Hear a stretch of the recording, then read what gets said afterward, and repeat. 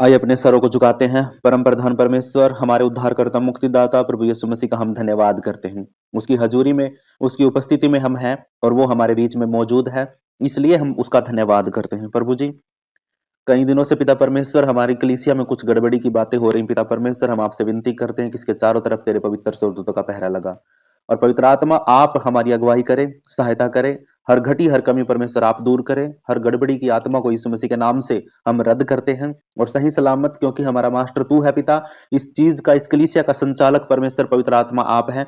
आप इस चीज को बिना गड़बड़ी के इसको सही तरीके से चलाइए पिता परमेश्वर। हमारे मनों में कोई भी गड़बड़ ना हो, कोई बात ना हो, किसी भी बात का कोई भी मलाल हमारे मन में ना हो, कोई डर या कोई भय या कोई डाउट हमारे जीवन में ना रहो। प्रभु जी, आपकी स्तुति हो, आपकी महिमा हो, आपके राज्य की बड़ाई हो। प्रभु जी, तेरे बेटा बेटे जितने भी तुझे यहाँ पे जुड़े हैं, उनको मैं नहीं बल्कि तेरा आत्मा यहाँ पे लाया है पिता परमेश्वर। उसने तेरे पास, तेरी उपस्थिति में तूने उनको बुलाया है। और पिता परमेश्वर, मैं विनती करता हूँ आपसे कि प्लीज आप पवित्र आत्मा इनकी सुधि लीजिए, इनको मन को कंट्रोल करिए, सारी चंचलता को दूर करिए और परमेश्वर बड़ा सीरियस इनको कर दीजिए परमेश्वर, मजाक ना हो किसी बात का पिता परमेश्वर। क्योंकि अगर हम पवित्र आत्मा की उपस्थिति में हम मजाक करते हैं या हम पिता परमेश्वर कुछ गलतियां करते हैं खुदावन, तो वो सहन योग्य नहीं है। पवित्र आत्मा कहता है, मतलब परमेश्वर कहता है कि पवित्र आत्मा का मजाक नहीं सहा जाएगा। अगर हम उसकी हजूरी में आकर के कुछ गड़बड़ी करते हैं, कुछ बातों को, इधर उधर की बातों को हम घुमाते फिराते हैं, या हम एक लय के साथ, एक आदर के साथ, एक भय के साथ अगर उपस्थिति में नहीं बैठते हैं, तो सच में पवित्र आत्मा गुस्सा भी होता है। क्योंकि वो गुस्सा करता है, परमेश्वर गुस्सा भी करता है, इसलिए वो डांटता भी है।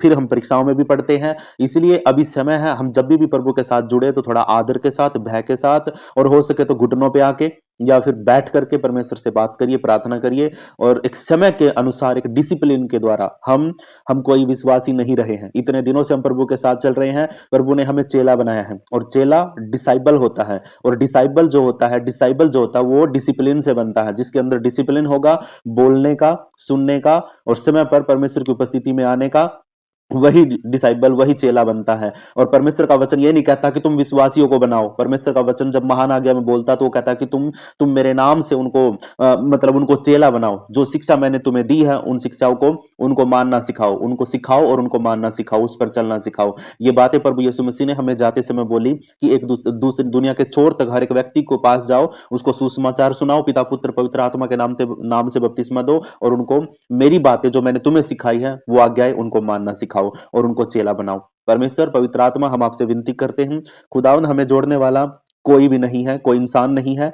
मैं खुद नहीं हूं, कोई ये आपके बेटा बेटी कोई भी नहीं है, ये अपनी मर्जी से नहीं जुड़े हैं। पवित्र आत्मा आपकी उपस्थिति इनके अंदर है और आप इनके अंदर बात करते हैं तभी जाके ये जुड़ते हैं पिता परमेश्वर। वरना तो ऐसी बोरिंग बातों में बहुत से लोग है ना पीछे हट जाते हैं, एक बार जुड़ते हैं, लेफ्ट हो जाते हैं, दोबारा ग्रुप में दिखते भी नहीं है, ग्रुप में से भी लेफ्ट हो जाते हैं। खुदावन पवित्र आत्मा आप ही है जो हमें यहाँ पे जोड़े हुए हैं और आप उन्हीं को जोड़े पिता परमेश्वर जो आत्मा में अगुवाई चल रही हो और जो आत्मा में प्रार्थना करने वाले हो। पवित्र आत्मा, गड़बड़ी की हर आत्मा को, दुष्ट आत्मा को यीशु के नाम से रद्द करता हूं और परमेश्वर आपके पवित्र लहू का बाड़ा इस पूरी कलीसिया के चारों तरफ लगा देता हूं। हम जो भी बातें करें, प्रार्थना करें, आराधना करें, गीत गाए, गवाही दे, वचन से बात करें, खुदावन जो कुछ भी हम करें वो सारा तेरी महिमा का कारण है परमेश्वर। तेरी महिमा उसके द्वारा हो, तेरा नाम ऊंचा हो और तेरी स्तुति हो, तेरी प्रशंसा हो, बस और किसी का कुछ भी नहीं। पिता परमेश्वर, चंगाई तुरंत विश्वास के द्वारा होती है। तेरी तेरी उपस्थिति में जो बैठता है, विश्वास करता है, उसकी चंगाई ऑटोमेटिक होती है। बोलने तक की भी जरूरत नहीं होती है क्योंकि उपस्थिति में ऑटोमेटिक चंगे हो जाते हैं।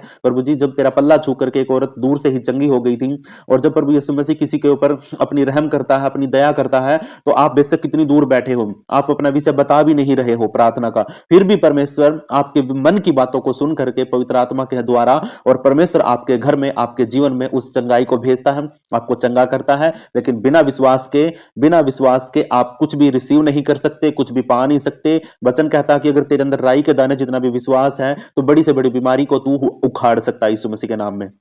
हम विश्वास करते हैं प्रभु।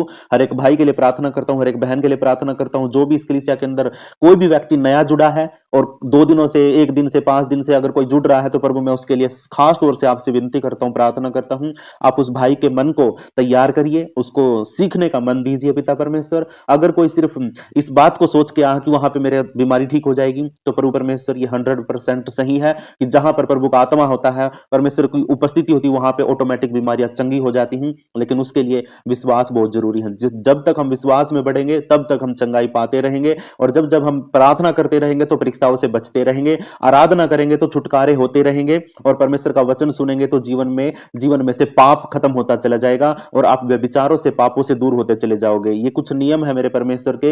ये इन नियमों के ऊपर अगर कोई चलता है, इन आज्ञाओं को कोई मानता है, तो सच में परमेश्वर उसको अद्भुत रीति से इस्तेमाल करता है और उसको सच में आशीषित करता है। We blessed in the name of Jesus.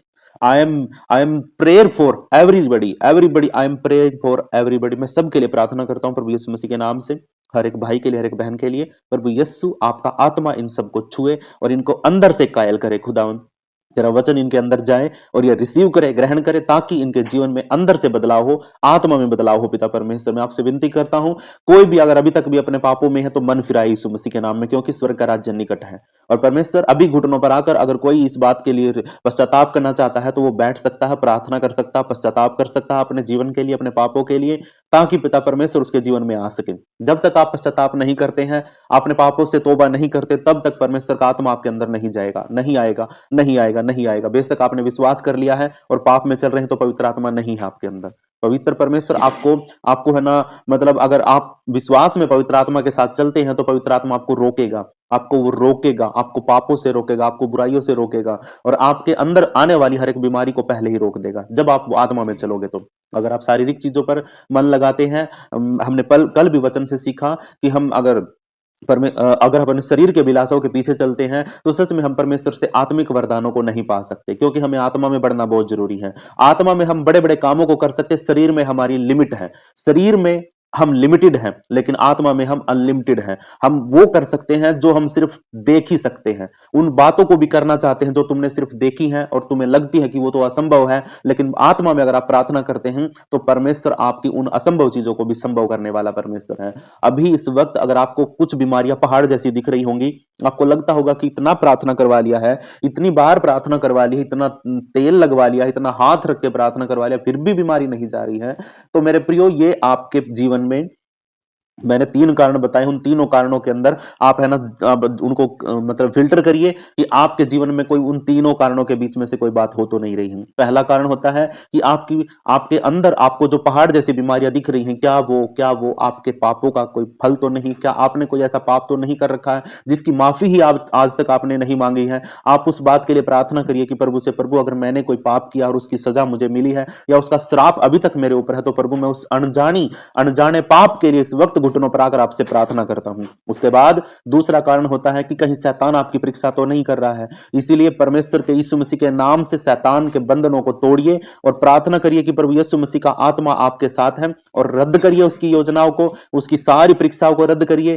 ताकि यीशु मसीह के नाम से आप चंगाई को रिसीव कर पाओ। और तीसरा कारण है मेरे प्रियो कि परमेश्वर आपको परख रहा है। परमेश्वर आपको परख रहा, अगर परमेश्वर आपको परख रहा है तो वो अपने समय पर चंगा करेगा, ना कि आपकी प्रार्थनाओं के द्वारा नहीं करेगा। इसीलिए परमेश्वर से प्रार्थना करिए कि प्रभु अगर ये दिक्कत, ये प्रॉब्लम, ये परीक्षा आपकी ओर से है तो प्रभु परमेश्वर मैं वेट करने के लिए तैयार हूं। खुदावंद मैं वेट करूंगा, अगर मैं दुखी हूं तो दुखी सहूंगा, अगर मैं परेशान हूं तो मैं परेशानी में बैठा रहूंगा, लेकिन परमेश्वर यदि ये तेरी ओर से है, तो अगर इस शैतान की ओर से है तो अभी यीशु के नाम से रद्द करता हूं, और अगर ये मेरे पापों की सजा है तो प्रभु परमेश्वर मैं इसी वक्त घुटनों पर आकर अपने पापों का पश्चाताप करता हूं, माफी मांगता हूं। ये 3 चीजें अगर आपके जीवन में आप करते हैं, इन तीनों चीजों के द्वारा अगर आप परमेश्वर के अपने जीवन की उन बीमारियों को डांटते हैं, रोग रद्द करते हैं, तो सच में आप आशीषित होंगे, चंगाई भी रिसीव करोगे, और आप है ना परमेश्वर के राज्य के लिए काम भी करोगे। क्योंकि परमेश्वर का वचन कहता है जब परमेश्वर आपको परखता है, आपको मतलब सोने की तरह एक अच्छा जेवर बनाने के लिए, एक अच्छी ज्वेलरी बनाने के लिए परमेश्वर आपको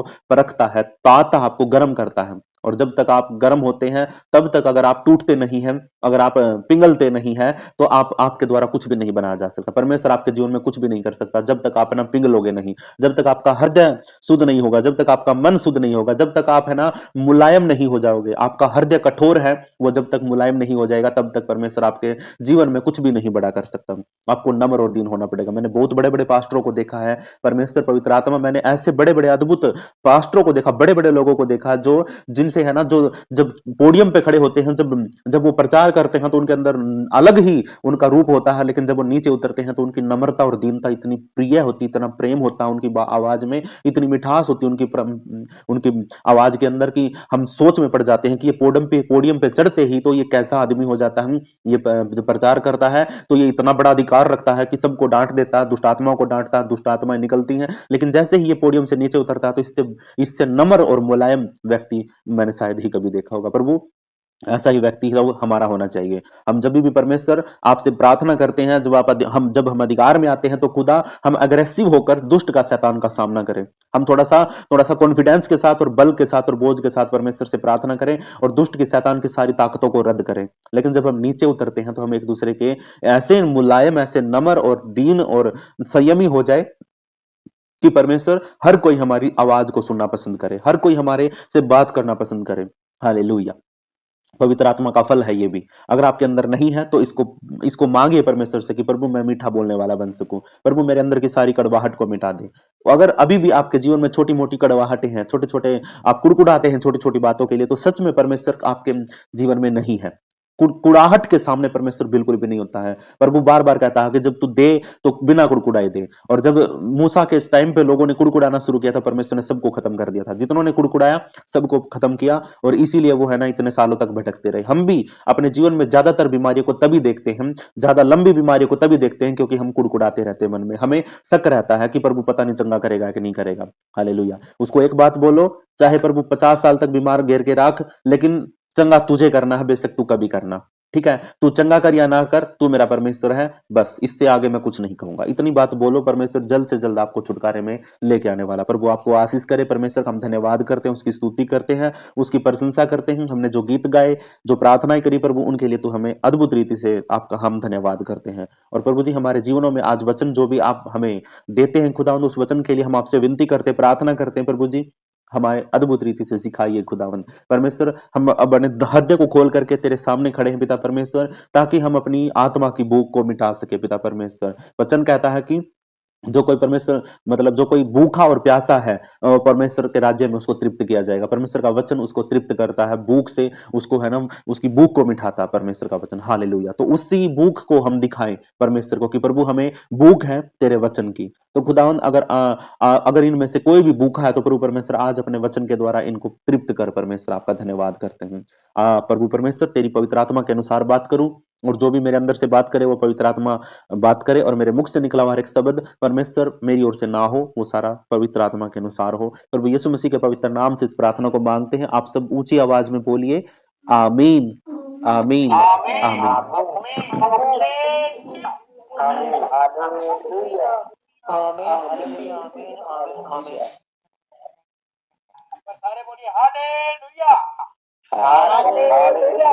हालेलुया।